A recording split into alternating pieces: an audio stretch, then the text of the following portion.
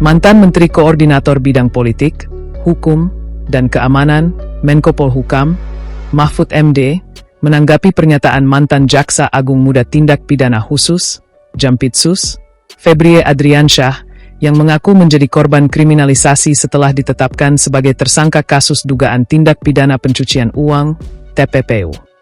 Menurut Mahfud, klaim dikriminalisasi merupakan pernyataan yang kerap disampaikan oleh para tersangka kasus korupsi ketika menghadapi proses hukum. Pernyataan tersebut disampaikan Mahfud kepada awak media usai menjadi pembicara dalam Kongres Umat Islam Indonesia, KUII, 8 tahun 2026 di Hotel Bidakara, Jakarta Selatan, Sabtu, 25 Juli 2026. Mahfud mengatakan, hampir semua tersangka kasus korupsi mengaku menjadi korban kriminalisasi dan tidak mengakui perbuatannya. Ia kemudian memberikan ilustrasi bahwa para tersangka korupsi sering berupaya membangun citra sebagai pihak yang tidak bersalah. Sebagai contoh, Mahfud menyinggung adanya tersangka korupsi yang mengubah penampilannya setelah tersandung perkara hukum. Dalam kesempatan yang sama, Mahfud juga menyoroti proses penahanan Febrie Adriansyah yang tidak mengenakan rompi tahanan maupun borgol saat dibawa menuju rumah tahanan, rutan, KPK. Menurutnya, selama ini pejabat negara, termasuk para menteri yang ditetapkan sebagai tersangka kasus korupsi, umumnya mengenakan rompi tahanan dan borgol ketika ditampilkan kepada publik. Mahfud menilai perlakuan berbeda tersebut dapat menimbulkan kesan diskriminatif. Meski demikian, Mahfud menegaskan bahwa persoalan tersebut tidak serta-merta melanggar aturan karena tidak ada sanksi khusus terkait penggunaan rompi tahanan. Namun, ia menilai perlakuan yang berbeda tetap tidak baik dari sisi keadilan. Prof, izin Prof, kemarin ex-Jampitsus Febrie telah ditetapkan sebagai tersangka ya Prof? Ex-Jampitsus Febrie ditetapkan sebagai tersangka.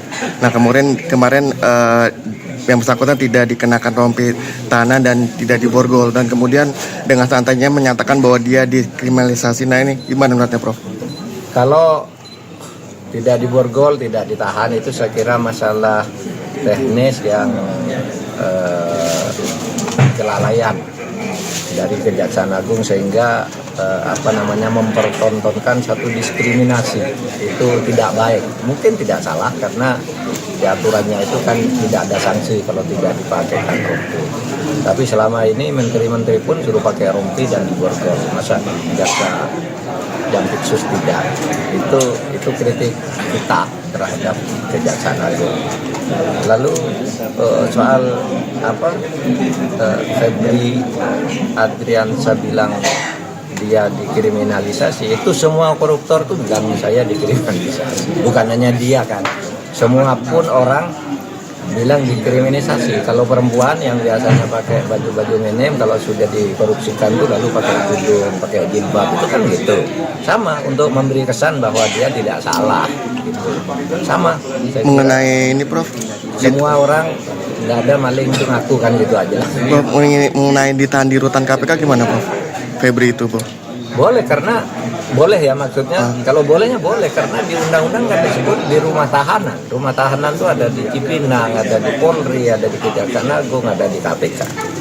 Bisa di mana aja, terserah pilihan taktisnya aja. Mungkin ini akan memberi kesan bahwa kalau di Kejaksaan Agung nanti dibilang nggak ditahan kan. Kalau di KPK kan di absen tiap hari. Kalau di Kejaksaan Agung kita punya juga rumah tahanan, tapi kita kan nggak tahu kalau ditahan di sana, jangan-jangan disuruh keluar juga. Kalau di KPK namun, gitu. Menurut saya taktis saja untuk memberi kesan kepada masyarakat. Cukup ya. Sebelumnya, Febrie Adriansyah resmi ditahan usai diperiksa sebagai tersangka kasus dugaan TPPU di Kejaksaan Agung pada Jumat, 24 Juli 2026. Setelah pemeriksaan, Febrie ditahan selama 20 hari di rumah tahanan KPK Cabang Gedung Merah Putih, Jakarta. Sebelum memasuki mobil tahanan, Febrie menyatakan dirinya merasa proses penetapan tersangka hingga penahanan terhadap dirinya dilakukan terlalu cepat. Ia juga menyebut alat bukti yang diajukan penyidik masih perlu pendalaman sehingga menurutnya belum cukup untuk menjadi dasar penahanan. Meski menyampaikan keberatan, Febrie mengaku akan mengikuti proses hukum yang berjalan. Dalam proses penahanan tersebut, Febri tampak mengenakan kemeja batik tanpa rompi tahanan maupun borgol saat keluar dari gedung Kejaksaan Agung menuju mobil tahanan dengan pengawalan ketat petugas.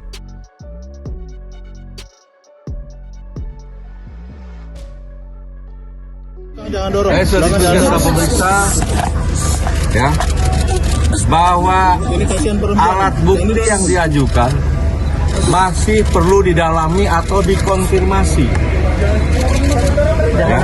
Sehingga menurut saya ini belum cukup untuk dilakukan penahanan.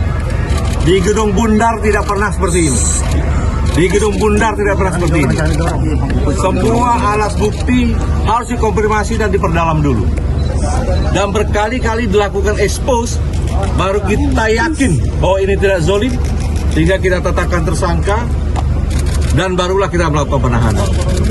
Tetapi ini sudah menjadi keputusan pimpinan, saya siap menghadapinya, ya, dan saya merasa memang ini kriminalisasi. Terima kasih ya. Kita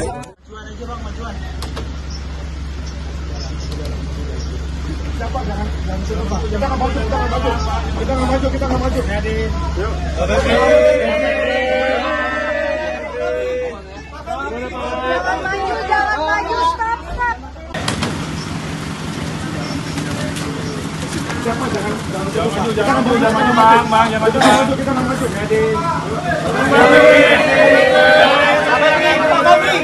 Pak Febri kiri, Pak. Pak Febri kiri. Pak Febri. Jangan masuk, guys.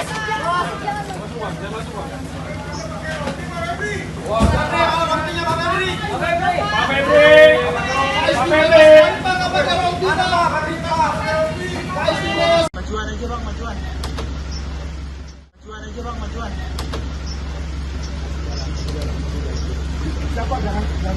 Kita nggak maju. Jangan maju, stop. Jangan maju. Kita nggak maju.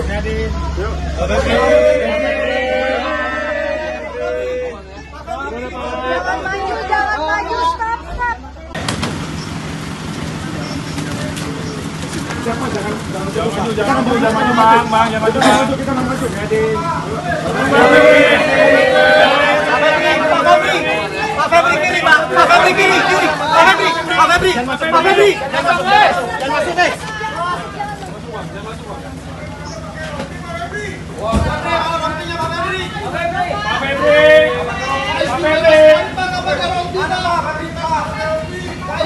Majuan aja, Bang.